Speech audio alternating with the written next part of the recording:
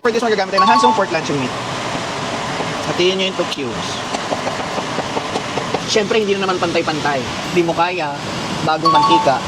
Kailangan lang natin siya i-toast. And, ayan na! So, in a bowl, kuha ka lang ng, actually, ginawa ko lang itong content na ito para hindi masayang yung luma namin kanin. Day-old rice or kahit 2 months kung kaya ng sikmura nyo. Wala naman kaming magagawa. So, sa isang bowl, lagay muna tayo ng vinegar. Tansyahin nyo lang, be. Sugar. Ay! Love you, T-Bells. Estimate nyo na lang. Gusto ko parang naging banana cue. Lagay nyo na lang yung mixture ng ganon.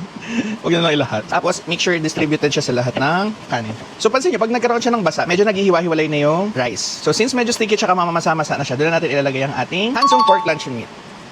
Huwag natin lahat. Lahat nyo na. Arte-arte.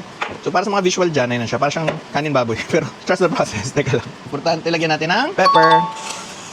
More pepper, mas masaya. Actually, ito, pwede nyo gawing sushi bake eh. Ayoko mag-bake. No bake, sushi bake, ah. And then, syempre, gamit tayo ng cream cheese.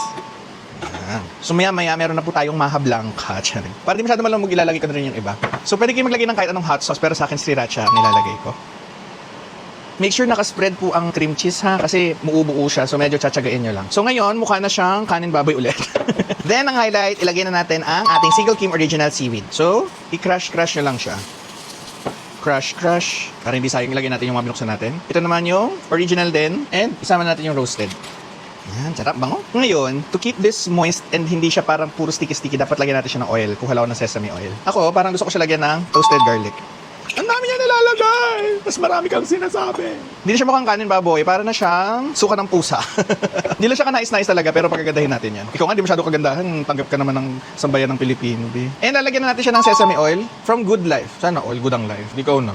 To balance out yung, kasi pansin nyo, puro tayo umami, linamnam. So pagka nararamdaman nyo siyang, kaya nyo na siyang i-form, nasa tamang daang ka na, beshi. Kuha na kayo ng bolang malaki. Bahala kayo, wala man akong pakialam kahit anong shape pa yan. Pero ball lang tayo. Balls lang tayo. Ganda. Biko. So perfect to sa mga pambaon nyo sa mga anak nyo.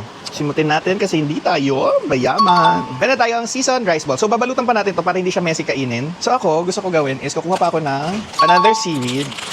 So i-crush na lang natin siya ulit. Kuha kayo na isa, i-roll nyo lang. I-roll nyo lang din sa seaweed. Unahan ko na kayo, parang ulo ko, parang magkamukha, kambal. Tayo nyo tumubuto talaga. Ang ganda!